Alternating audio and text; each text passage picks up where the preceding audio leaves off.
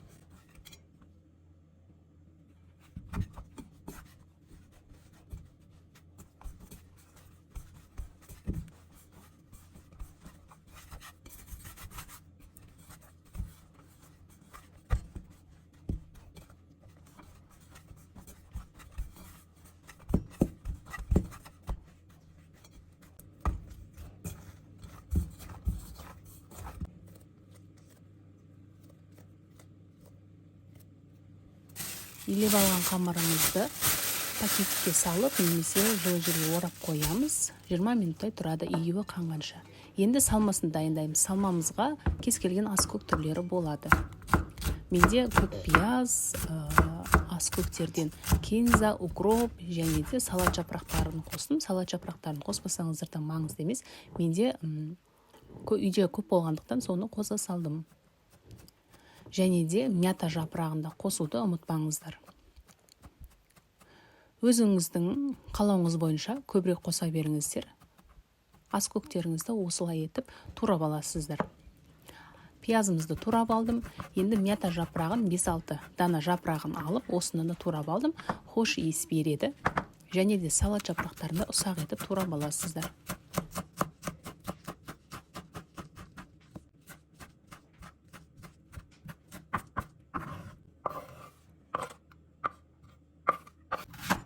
Енді 1 дана пиязымызды алып, мұны да ұсақ етіп турап аламыз.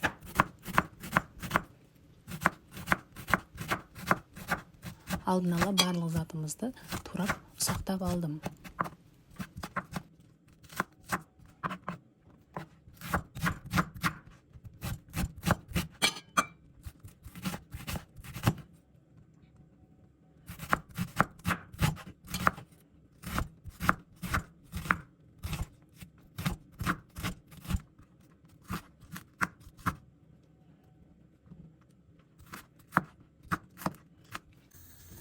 Қызып тұрған табамызға сұйық майымызды құйып қыздырып алып, пиязымызды салып, сарғыш түс болғанша қуырып аламыз.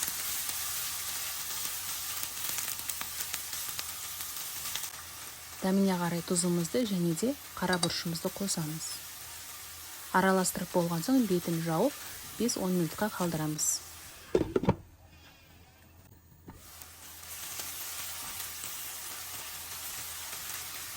Енді қуырылған пиязымызды аскөктеріміздің үстінен салып, араластырып аламыз. Дәміне қарай тұзын қосасыздар.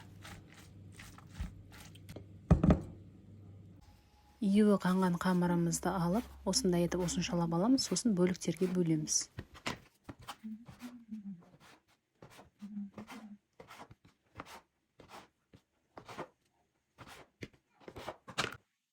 Әрбір бөлік қамырларымызды дөңгелетіп аламыз.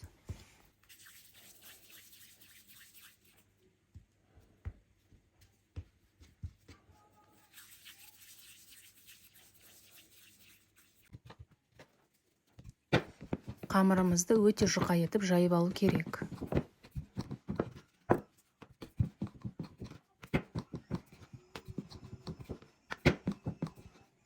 Жайылған қамырымыздың үстінен салмамызды саламыз. Жан-жағын жақсылап жабыстырып шығамыз.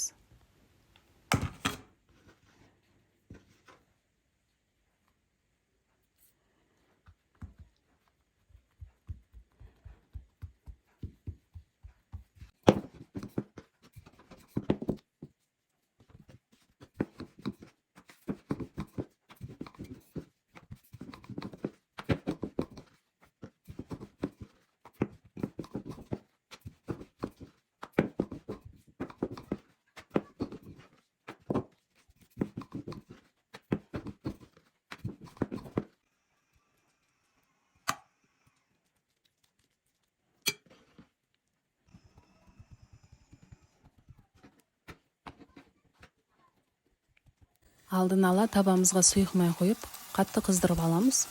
Енді дайын болған қамырларымызды орташа отта 2 шеттен қызартып пісіріп аламыз.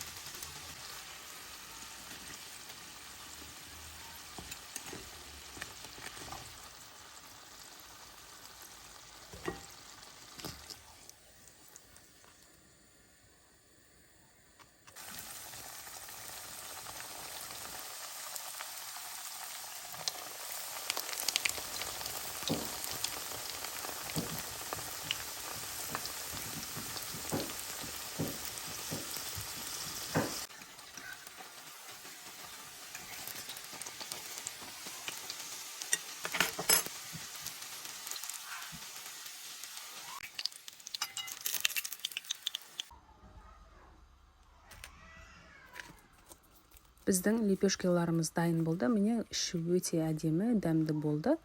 Мінекей, нағыз көктем мезгілінде желінетін, дәруменге бай чебуреки десек те болады. Сіздер де жасап көріңіздер. Егер сіздерге видео ұнап жатса, каналыма тіркелуді ұмытпаңыздар. Алда әлі жаңа рецепттер шығады. Қазақша каналдың дамуына үлесіңізді қосыңыз. Егер сізге видео ұнап жатса, пікір қалдырып, ұнату белгісін басып қойыңыз. Назарларыңызға рахмет, және де қоңырауша белгісін басып, жаңа рецепттерді біліп отырасыздар. Каналға тіркелуді ұмытпаңыздар.